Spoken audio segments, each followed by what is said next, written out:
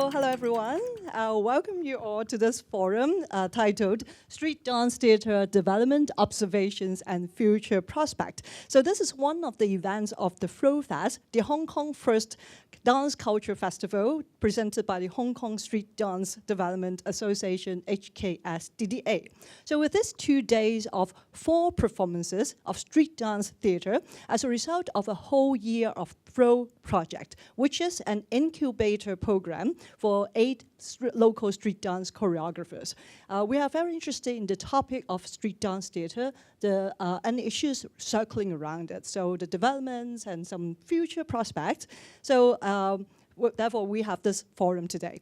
So we are very privileged to have invited a panel of very experienced guests here from different countries and areas. So stretching from geographical locations from Europe to Asia, right, okay, to address these issues with us. So I'll first introduce the speakers to all of you. So we have, right to me, there's Jonzi D. Okay, so he's regarded, yes, give him a hand. So he's regarded as one of the hip-hop theater pioneers, the founder and artistic director of Breakin Convention, the world's leading hip-hop dance theatre organization, founded in 2004 in London with the London dance house Sadler's Wells as an annual festival, and has now been expanded into tours and education programs. He's also the associate artist at Sadler's Wells. Welcome. And then we have Roy Overdijk from Netherlands. So we have Netherlands representative, flexible artist, yes, from choreographing intimate and abstract theater pieces to dancing big stage battles, from being a lead in an international campaign to improvising with musicians. One of the members of the Ruggeds, a dance crew, a street dance crew from Netherlands, founded in 2005, and the World Breaking Championship of 2025 last year, yes. Also, he's the creator of that street dance theater piece called Adrenaline, which will be performing tonight if you have not seen that, so do go. All right, okay, so welcome, Roy, yes. Okay, and then we have a Hong Kong representative, Elaine Lam. Okay, so she's the founder of, yes, yeah. She's the founder and the general manager of the HKSDDA, 香港街舞發展總會, the producer of this Flo Fest, an experienced art administrator and the driving force of the street dance culture, especially in the street dance theater in Hong Kong, with the initiation of the program called The Box, starting in 2019, and this Flo project, a whole year street dance choreographer incubation program leading to this Flo Fest this week. Yes, and then you will see our guest in Zoom. Okay, welcome Marcus from Singapore, Asia as well. So he's deeply invested in the socio-political implications as well as the anthropological significance of street dance culture. So his style of work often crosses between the boundaries of tradition, heritage, and also innovation. Alongside with his wife, he also continues to push the boundaries of what street dance can be, an art form still to be defined, free to exist in unexpected spheres, places, and spaces. Right. Okay. And then we also have another 2 guests coming. Okay. So I'll introduce them when they come. Yeah. So. I'm Catherine Yao, one of the observers of the Flo project, and I'm also an educator and writer, and I'm very happy to be here to facilitate this section. Okay, so our topic today is called Street Dance Theatre Development, Observations, Future Prospect, which is quite the big topic to be addressed in this 1-hour section. We will try. So we're going to first start with this 2 aspects, development and observations. I think one thing that would be of interest is that how does this street dance actually navigate its way from the street to the theater, which has very different settings. The audience interactions, distance between the performers and the audience, and also maybe the types of audience themselves. So are there any particular social changes that changes this form, or are there any other reasons?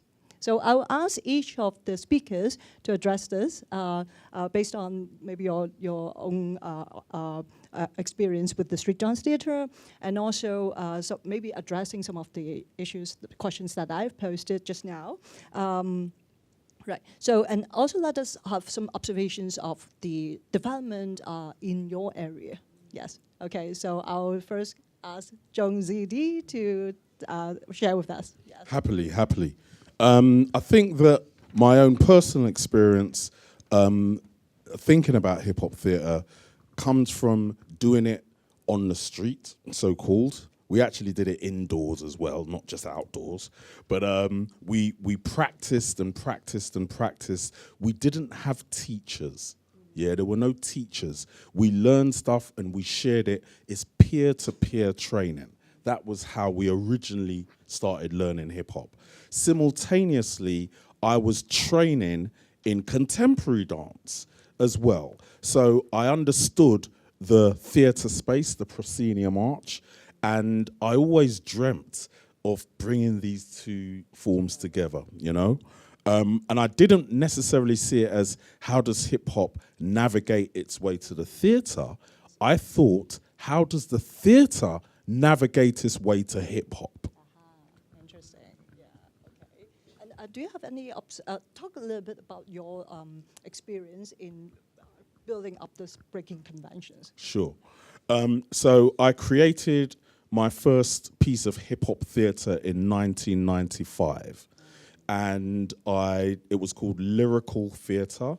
And it wasn't just street dance. It was a mixture of rap, poetry, drama, and very political, my original work was. And I believe in what Nina Simone spoke about. She talked about art reflecting the time. And I always felt that even though contemporary dance is supposed to be contemporary, I thought that hip-hop dance styles were more contemporary than classical, obviously ballet and contemporary. So I was always interested in training at London Contemporary Dance School and looking for original ways of presenting the art form.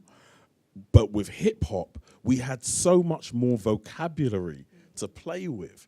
We had crump. Well, actually, at the time, there wasn't no crump. But we had popping, we had breaking, we had house dance, we had locking.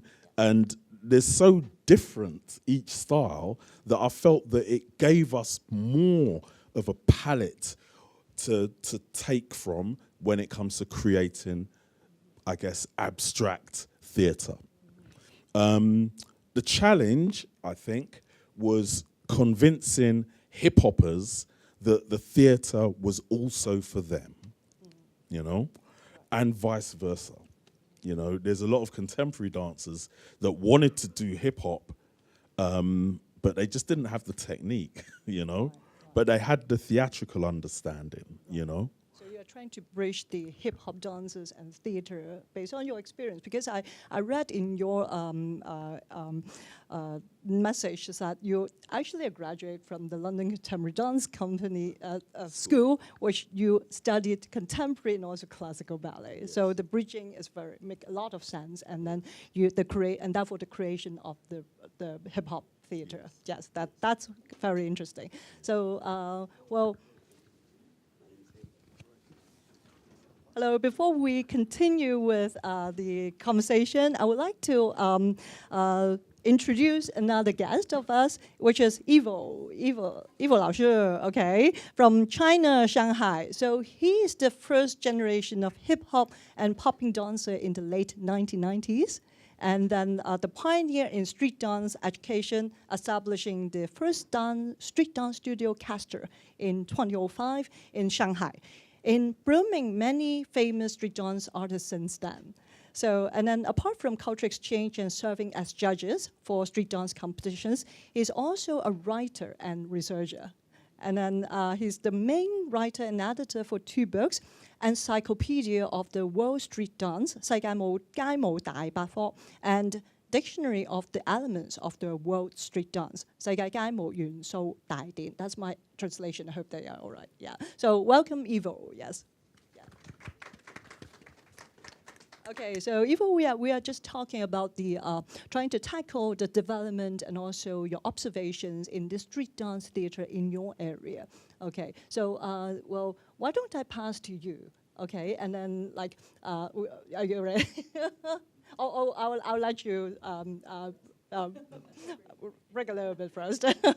Okay, so back to Roy. So Roy is from Netherlands. Okay, we talked a little bit before this section. Okay, so let us know what is the development. How does it develop in Netherlands of the street dance theater based on your own experience and also your observations of the street dance theater developments in Netherlands?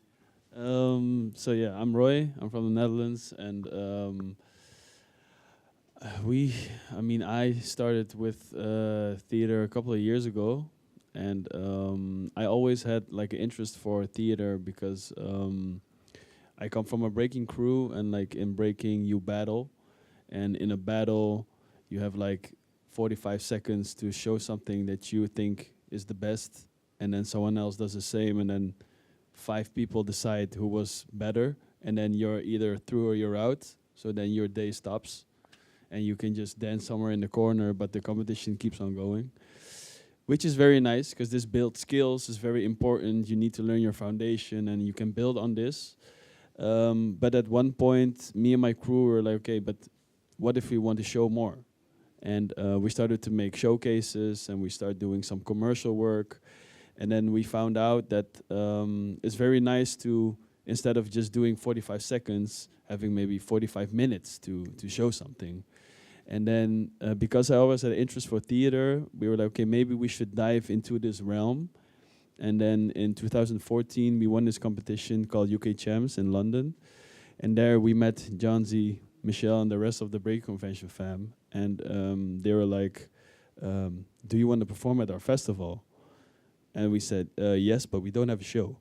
And then we said, but we could make one if you want. And they trusted us. And then now, 11 years later, we're doing it all the way in Hong Kong. So big shout outs to Breakin Convention, of course, and Flo Fest for having us. But because of people like this, like doors are opening. And we see that same thing happening in the Netherlands, that 10 years ago was very hard for people from the streets to come into the theater. And then the people from the theater, they didn't know anyone from the streets. So there's no conversation. But now they see that we have a lot of things to tell. And because, like Jonzi said, our vocabulary is very big. So it's very interesting because everything's different and every individual is different. So you can make so many pieces just by picking the right people, have them talk to each other, and then you create something very nice, not only with yourself, but with the theater. And we see that it's happening more often now. And we also try to be that bridge towards the new generation because it's very important. We know what they meant for us, so it's a very hip-hop state of mind to pass it on to the next. And because it's the whole each one teach one thing that we still carry with us. So it's the same in the theater world for us. So we're very like trying to help these conversations take place and try to help as we can, but then still trying to create new work because every year we do a new production. So we're still creating because we have so many things to tell, right? And it just keeps on going. And we would like to inspire the next generation or cities that don't have a scene yet to pick those people from the street because we know they have a lot to tell. Yeah, so very blessed to be here because we see that we can spark a lot. So we hope that it works out, you know? So it's not only bridging the language, the street dance, and the theater, but also bridging the new generation. That's really a good thing. Yeah, thank you. Okay, so EVO 老師，EVO 老師。Okay, so in Shanghai, how does the street dance, street theater being developed? 我们是大概在2018年左右开始做剧场的尝试。So starting in 2018, they started some exploration of the street dance theater. 在那个时候，因为我们有街舞的方面的教育，大概是从97年左右开始。在那个 They started the hip hop in the scene in 1997. Right? 1997. 就是比97年更早之前的话，其实更多的我们的前辈是在做街舞的，就是流行式的模仿。那然后大概到97年的时候，一直到刚才18年这个时间，我们其实一直在接受教育跟传承，这样。Okay. Before that is more like imitating the other styles from overseas. But then during that time of 97 to 18, there's like more of like your own exploration of your own styles, right? Yeah. 然后我刚才因为跟一个新朋友有讲说，就是为什么会尝试开始做剧场的一个部分是。So why do we start this theater? 就是年纪到了。Because of the age. Yeah, 就是对，就是因为会在那个时候会去想说，我为什么需要那么多的技术？就因为很年轻的时候，那个时候只是会觉得说啊，这些动作很好看，很想学，然后它又是跟城市的生活很接近，那所以这是为什么我想要去玩这些技术。但是到了一定年纪以后，大家一直在比啊比到一个年纪的时候，就会想说，我要这些技术还能来做什么？它跟我的关系是什么？ What could I do in this? Because when I was little, that was really like fascinating and things that I would like to learn. But then, like to this age, what could I do further? 然后我们在刚开始做这个剧场式的培训的时候，会碰到很多的问题。There are a lot of questions, problems when I first doing this theater. 最一开始的问题是，大家会很多的技术，但是大家并不理解自己的身体和身心方面的问题。Not understanding how the body works. 对，因为很多的 dancer， 大家可以完成很多很 traditional 的那些动作，但是 the traditional ones. 但是他们可能没有办法通过那些技术去反观自己的身心。But could not quite look into their own selves in doing those kind of techniques. 举个例子来讲的话，就是你可能跟他讲说啊，这个动作叫 boogie roll， 但是如果我今天换一个说法，你能不能够使用你的脊柱，他就听不懂了。这是在街舞 ，OK， 就是我们如果用一个传统的 ，Sorry， OK， let me try，cause my English is not that good，yeah， 就是what I say。What I teach them, what I taught them, if I say, hey, do the boogaloo roll, maybe they can understand. They say, okay, boogaloo roll is like that. But if I say use your spiral, they become confused. Yeah, so it means like they don't really understand their body. But that just like physical part. Yeah. Can I continue to speak Chinese, please? I'll try. Yeah, because really my English is not that good. Yeah. 但是这个只是一部分，然后在那个过程里面，我觉得我们也是有我们的误区，因为我会觉得说，我们后面大概完成1年左右的一个尝试，都是尽可能的在好像把街舞变得更优美。So they've tried the 1 year of exploration. Is that from 2018? You mean? Yeah, 2018. 2018. Yeah. Okay. That the aim is to make it more beautiful. 就是因为那个时候跟我一起合作的是我的一个好朋友叫谢欣，他是很著名的一个现代舞者。然后They have collaboration with another friend artist. 因为他们很多科班院校出来的 dancer， 他们是从比如中国古典舞、中国民族舞、芭蕾，类似像那些舞蹈体系里面出来的。所以说，我们大家在研究的方向可能都是关于身体的体位秩序，然后包括 dynamic， 包括那些方面的一些更细致的结构。Because the collaborators are many from the Chinese classical, Chinese folk dance, so they are like, how do you stand, how the different like alignments of the bodies, right? Yeah, almost. Yeah. 就但是后来我发现我在教学校里的，因为学校里面他们有一些其他舞蹈的一些舞者，就是中国舞啊、民族舞啊这些。那么我在教他们街舞的时候，我发现。好像大家会有类似的问题。When I taught the students in the schools, they have similar issues. 如果我把这个问题讲得简单一点的话，就是我当时说，我说大家身体很好用，但是 the body is very useful. Yeah， 但是中国有句话叫四肢不勤，四肢不勤跟身体好用它是不矛盾的。四肢不勤的 means， how to say it， 就是他们身体，首先第一个，他们没有劳动的意识。当一个身体它没有一个劳动的经验的时候，他没有办法从 used to working out. Yeah， 他们没有办法从现实的生活当中汲取很真实的情感，汲取很真实的表达。他们所有的优美的好看的身体都只是为了去符合某一些图片、某一些场景。如果一个人他是真的是擅长劳动的，那他在劳动当中体会到的一些身心的感受，他会更真实。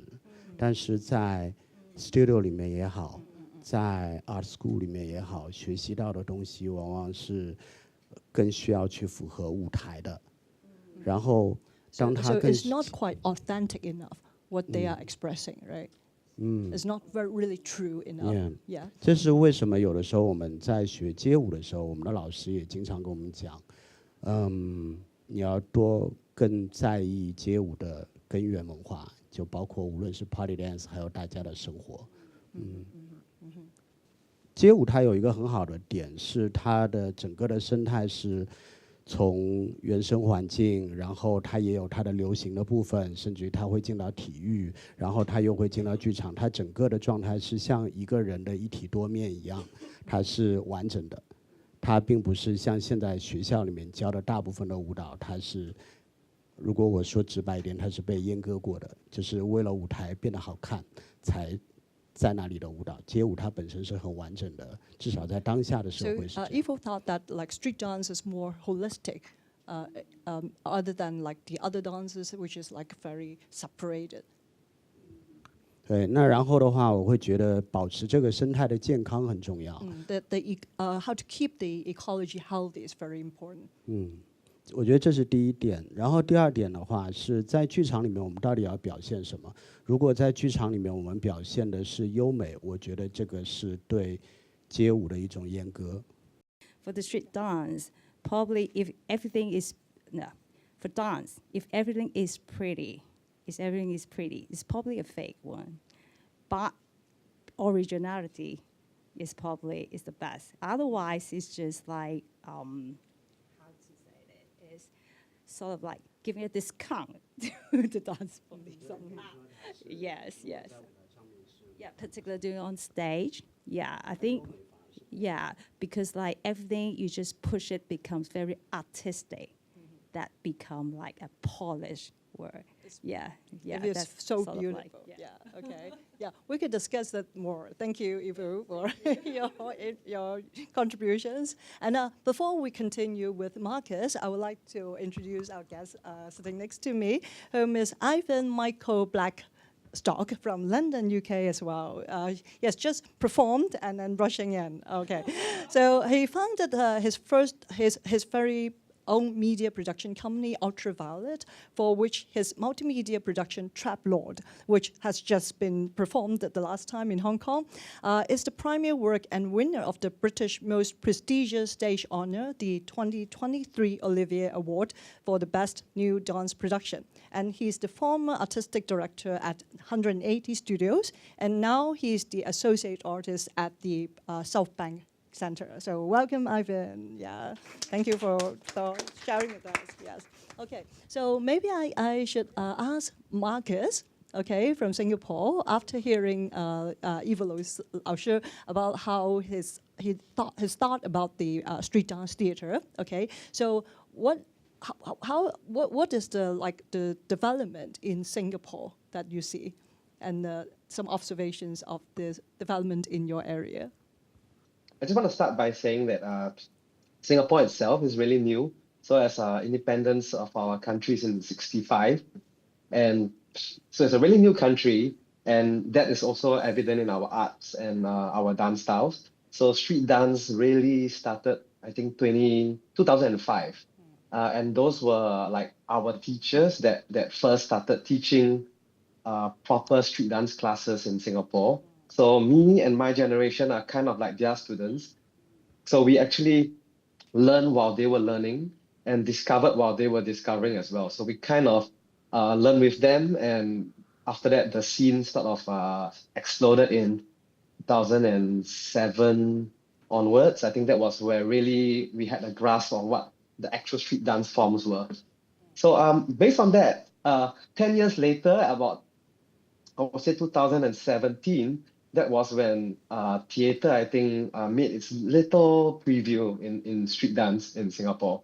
Because, you know, our nation is so young, and everything we do, like our streets are not really the streets like the OGs came from, you know. So our streets are very influenced by media and the internet. So whatever's happening on the internet and on social media, that was like the street language, or like that's what we learned on the streets, you know.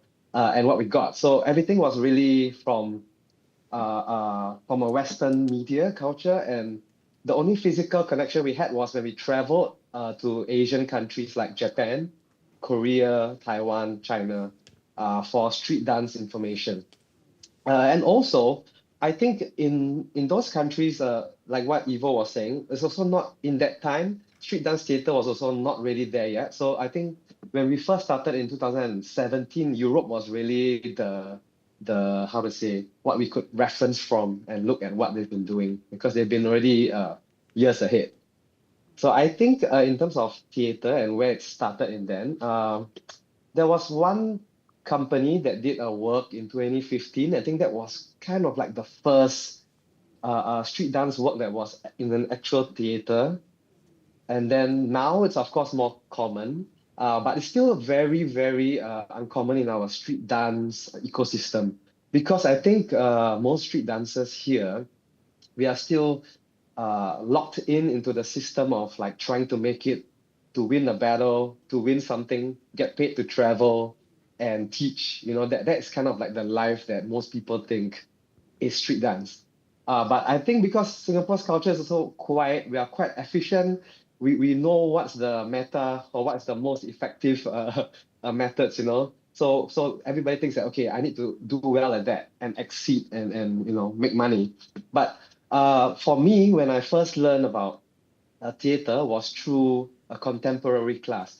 So when I went for that, I realized that when the exercises that they used weren't about heritage, it wasn't about learning a foundation of what was done, but it was more of unlocking what was now and what we felt right now and what things can happen right now. So I felt like, wow, that was really freeing, and it answered some of the questions as a freestyle dancer in terms of how do you find what is you, who are you, and what can you do with the language that you've learned. So I think for me, like street dance culture has always been the heritage and the tradition. I bring that with me.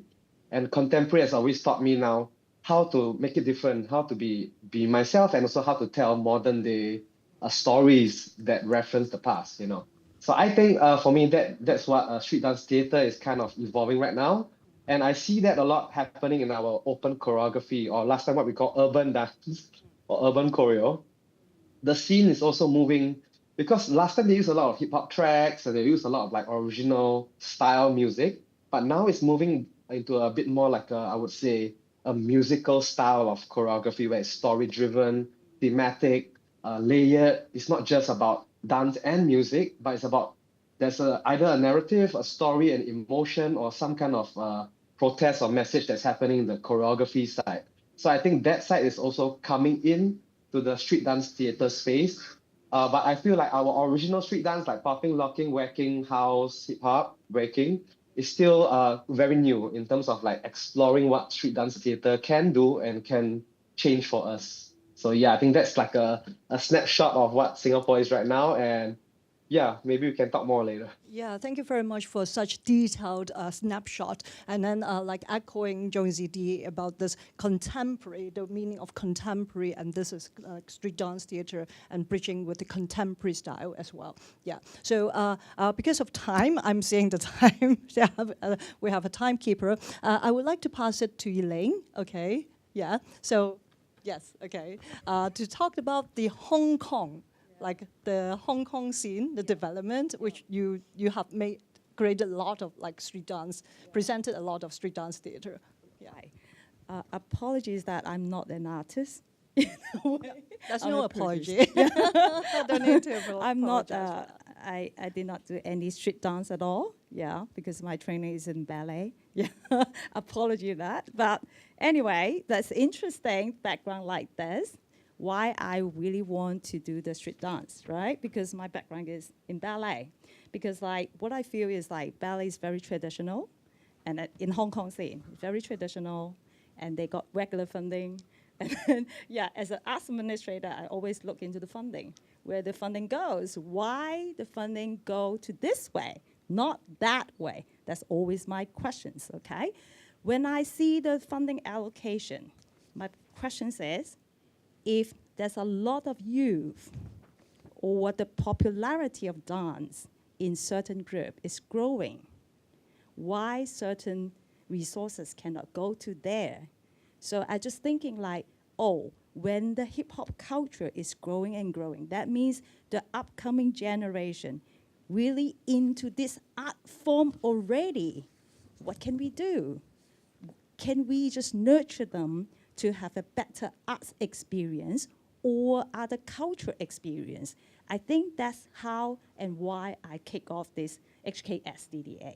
I think the most important part is like when the problems probably is like most of the hip hop dancer in the hip hop group probably always start from grassroots. So they are quite sort of like here and there, separated, divided. But then I really want to think like if all these people could come together and then we become a good forces and then apply funding. I just really want to show to government or the funding body, okay, we got a good group of people, they really want to pursue this thing. But then next question is, what kind of thing we need to pursue, right? So we can pursue battle. We can pursue education. We can pursue theater. But in our art scene, I think like when we want to pursue some art thing, public theater is one of the way to nurture the younger generation to understand the why and depth of the arts, right? Because when you go to theater, you can experience the different the technical stuff. This is the tools. But within that is definitely is the context, is the story, is the individuality of each dancer or choreographer. So I think like that's why among all these different things, that theater is probably one of the goals that I really want to go. And then, but in Hong Kong dance scene, I must say that to have a sustainable funding, sorry about funding again, the sustainable funding to support it, I need to find a way.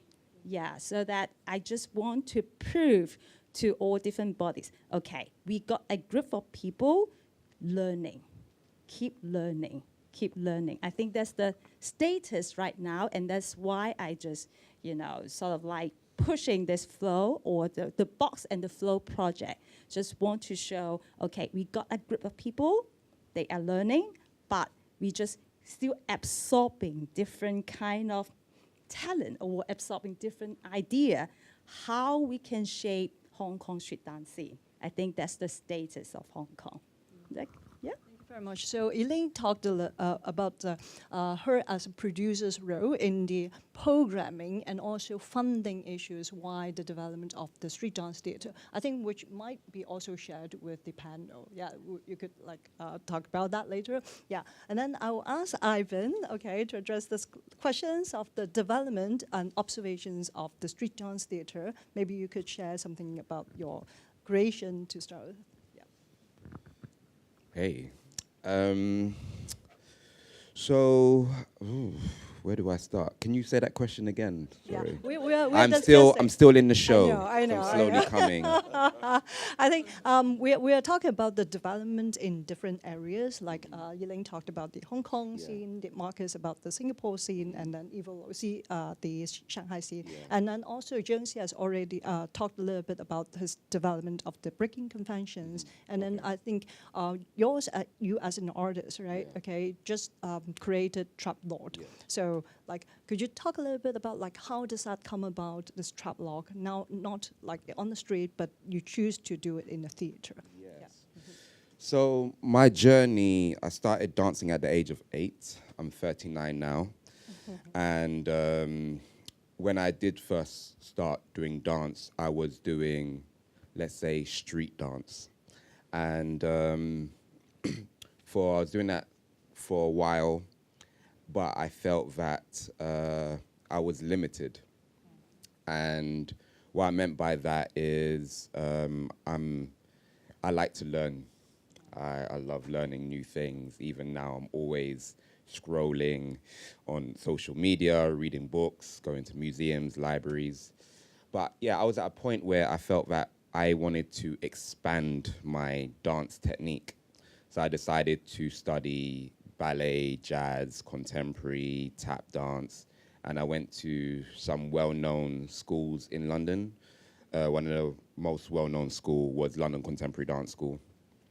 But during that journey, I kind of found Jonzi D at the age of 19, and Breaking Convention was this new, hot, fresh thing on the scene.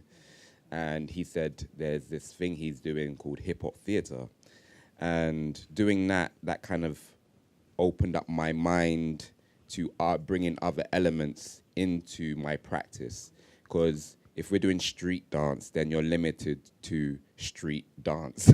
But doing hip-hop and understanding hip-hop culture and hip-hop theater, I realized I could bring other elements into it, like rap, spoken word, graffiti, many other elements into my work. And back home in London, I was well known for founding a dance company with some other amazing creators called Bird Gang Dance Company. And I was with that company for 10 years. And it led us to a point on being an associate artist at a very well-known theatre in London called the Young Vic Theatre.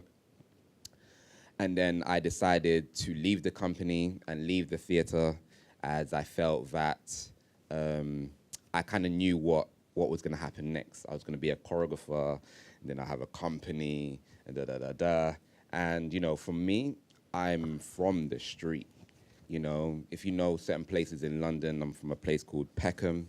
I'm from a place from Brixton, South London. So I felt that at a point, dance, to be honest, I think the dance scene was changing in London, and I think we were trying to find our identity. And a lot of hip-hop dancers and street dancers started to abandon what they were doing. They were taking off their trainers, dancing in socks, bringing in other elements, which was amazing because I studied at London Contemporary Dance School, but it started to lose its rawness. And I decided I want to go back to that.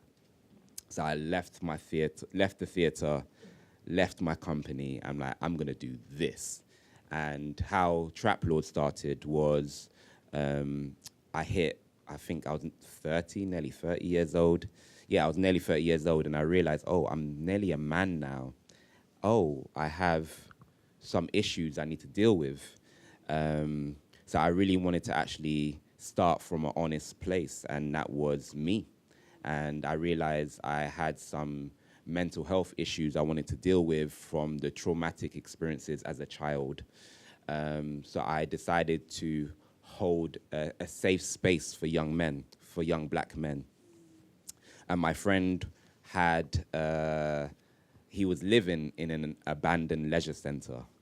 And he said, you know, you can use the space, do whatever you want. So we didn't dance at first. I just invited them to the space and say, hey man, let's chill. You don't have to be in the gangs. You don't have to do this. You don't have to do this. Let's just chill and talk. And I started opening the space and being vulnerable and talking about stuff I would never speak to anyone about. And slowly they started talking about their experiences, and we realized we had a relationship, and that relationship was stuff that we was dealing as a teenager and adolescent and in school. So as I said, I love learning, love reading, so I would bring things to the room. I would bring Plato's Allegory of the Cave, I don't know, Franz Kafka's Metamorphosis, things I also liked in school, and just other random stuff.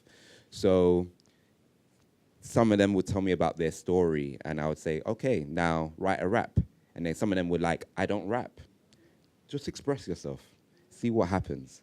And they would come back next week and they would write something. I was like, that's dope.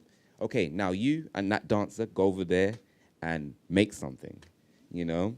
And the way I kind of also made the space safe was I turned off all the lights. So that's where it's so dark, because we use that as a safe space. So I don't have to look in the mirror, look at other people. I can just feel through my body and express. But also it was related to Plato's Allegory of the Cave of, you know, this slave stuck in this dark space and trying to go towards the light. And that was 10 years ago. So this piece is 10 years old. And we did our first performance outside of London in a very small theatre, by the thanks of Jonzi and Breakin Convention and Michelle, and it was hosting a space at a place called Redbridge Drama Centre. And we did our first performance there, and I invited everyone, all the big shots, Sadler's Wells in London, Dance Umbrella, all the big festivals, and they was like, I've never seen nothing like this. And I was like, you wouldn't, because it's honest. We weren't looking at dance steps. We weren't looking at really technique, really. It was just, in a sense, bleh, this vomit, you know, of this pain. But when people walked out of it, people was crying. People were, you know, some gangsters were hugging me and saying, thank you for telling my story. And then I realized I did something unique. And every time we performed it, it's been the same thing. And, you know, during that journey, it's been, giving young black men a safe space. Sometimes we hold workshops, free workshops for men to come and, you know, experience the journey and how we create. And we've taken it to France now, Germany, Amsterdam, Tbilisi in Georgia. Obviously, we've done London, UK so many times, and now Hong Kong. So yeah, that's a bit about the journey. Thank you very much for going through the TRAPLORD with us, which I saw yesterday, and I could see the impact that it got. And then thank you so much for every one of you to talk about the development, which I think has shared some common issues in which you're rethinking the street dance, definition of the street dance, and also theater, and how do you combine them together. And in your case, it's like how do you expand the expression through this street dance theater. We just tackled the first issues, actually, but then the time is short, which we have to end. So I think think the panel actually do not mind to having the conversation with you after. Okay, so I would have to end this section. So thank you very much for your participations, and thank you once again for all the guests, Marcus in the Zoom, for sharing everything with us today. Okay, so there is still a performance at 7:30, the last performance in which Roy will be in Adrenaline. Okay, and also there is an exhibition at the foyer, which there are like the history of street dance theater in Hong Kong. So, okay, do go. Okay, thank you very much. Yes.